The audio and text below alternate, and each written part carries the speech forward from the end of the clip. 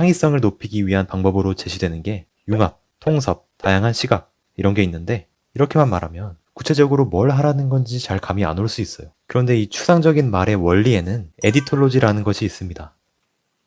지금부터는 이 에디톨로지라는 책의 내용을 세 가지로 정리해서 말씀드릴 거예요. 첫 번째, 에디톨로지란 무엇인가? 두 번째, 왜 에디톨로지인가? 세 번째, 우리가 에디톨로지를 당장 실천할 수 있는 방법은 무엇인가? 이 순서로 한번 알아보겠습니다. 첫 번째, 에디톨로지가 무엇인가? 영어로는 이렇게 쓰는데 말 그대로 하면 편집하는 방법이죠.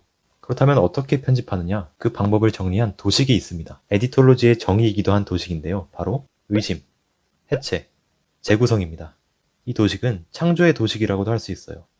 창조라고 하면 무에서 유가 나오는 걸 생각하기 쉬운데 이 에디톨로지의 도식을 보면 무에서 시작한다는 말이 없어요. 그렇다면 의심하고 해체한다는 것은 아무것도 없는 것을 의심하고 해체한다는 것이 아니라 이미 있는 것을 의심하고 이미 있는 것을 해체한다는 거죠. 즉 유에서 유가 나오는 구조입니다. 하늘 아래 새로운 것은 없다는 게 에디톨로지의 본질입니다. 그렇다면 무엇을 의심하고 무엇을 해체하느냐? 바로 선택과 결합입니다. 선택과 결합을 의심하고 선택과 결합을 해체해서 재구성한다는 거죠. 이렇게 하나의 무리가 있고 이렇게 하나의 무리가 있을 때 여기에서 하나를 뽑고 또 여기에서 하나를 뽑아서 결합할 수 있겠죠. 이게 선택, 이게 결합입니다.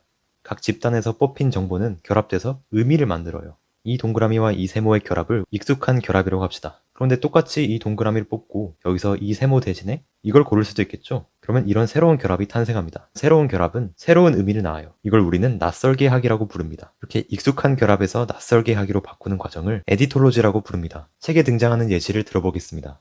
천자문의 첫 구절이 천, 지, 현, 황이죠. 아시다시피 하늘은 검고 땅은 누렇다라는 뜻입니다. 여기서 하늘은 검다라는 것과 결합된 것이죠. 여기에 에디톨로지를 적용해 보겠습니다. 아까 에디톨로지의 도식이 의심, 해체, 재구성이라고 했죠. 천과 현이 결합된 이 관계를 의심해 보겠습니다. 우리 모두는 하늘이 파랗다는 걸 압니다. 그렇다면 왜 여기서 하늘이 검다고 했을까요? 밤에는 깜깜하기 때문에 현의 뜻을 보면 검다라는 뜻도 있지만 오묘하다, 심오하다라는 뜻도 있습니다. 하늘 천자와 검을 현자의 각각의 뜻을 연결하면 이렇게 새로운 관계가 탄생하겠죠. 하늘과 오묘하다, 하늘과 심오하다를 연결하면 하늘과 검다의 관계가 해체되는 것입니다. 하늘과 검다를 연결한 이 관계는 색깔이라는 기준으로 연결된 것이죠. 하지만 하늘과 심오하다라는 것은 하늘의 특성이라는 기준으로 연결된 것입니다. 그렇다면 천자문에서 왜 하늘이 현이라고 했는지 알 수 있겠죠. 여기서 더 나아갈 수도 있습니다. 이번에는 글자가 결합된 순서를 해체해보죠. 하늘은 검고 땅은 누렇습니다. 그런데 왜 천현지황이 아니라 천지현황일까요? 천자문의 첫 구절은 다들 익숙하시겠지만 이렇게 글자의 뜻과 순서를 의심해 본 적은 아마 없으실 겁니다. 다른 예시를 들어보겠습니다. 십자가를 그린 그림은 보통 이렇게 정면에서 보는 관점입니다. 인간의 관점에서 예술을 보는 시선이죠. 그런데 이렇게 정면에서 보는 시선을 해체하고 다른 시선과 십자가를 결합하면 이런 그림이 탄생합니다. 하느님이 하늘에서 아들을 내려다보는 모습이죠. 이 사진을 본 적이 있으신가요? 감독의 표정 하나하나만 보면 아무 의미가 없지만 축구 경기 상황과 표정을 연결하면 무한한 의미를 만들어내는 거죠. 영화 기법으로 치면 몽타주와 같습니다. 이처럼 정보와 정보가 결합된 관계를 의심하고 해체하고 재구성해서 새로운 의미를 만들어내는 것이 에디톨로지입니다. 두 번째, 왜 에디톨로지인가? 아이디어를 내는 방법 중에 왜 에디톨로지가 중요한 걸까요? 그건 우리의 본능 때문입니다. 우리는 이렇게 빈 곳이 있을 때 빈 곳을 채우려는 욕구가 있어요. 실제로는 삼각형이 없지만 우리에게 가상의 삼각형이 보이는 것처럼 말이죠. 그렇기 때문에 빈 곳을 채우려는 욕구를 충족시켜주면 훌륭한 아이디어가 탄생합니다. 우리는 왜 요절한 천재의 이야기를 좋아할까요? 많은 이유가 있겠지만 에디톨로지의 관점에서 본다면 그 사람이 못다 산 인생을 우리가 채울 수 있기 때문입니다. 그 사람이 살아있었다면 지금 몇 살일 텐데 어떤 업적을 쌓았을 텐데 이렇게 우리가 요절한 천재의 남은 인생을 직접 편집할 수 있습니다. 장수한 사람의 인생은 손볼 곳이 없습니다. 하지만 중간에 빈틈이 있다거나 일찍 끊겨버렸다면 못다 이룬 서사를 우리가 만들어 나갈 수 있습니다. 이런 오므라이스를 드셔보셨나요? 이 오므라이스가 유행이 된 이유를 에디톨로지의 관점에서 보자면 마지막에 오므라이스를 자르는 그런 편집의 과정이 우리에게 있기 때문입니다. 아직 완성되지 않은 음식에 우리가 참여해서 그것을 완성할 수 있는 거죠. 미완성된 부분을 완성하려는 욕구를 충족시킨 좋은 사례이죠. 이처럼 에디톨로지의 또 다른 핵심은 미완성이라고 할 수 있습니다.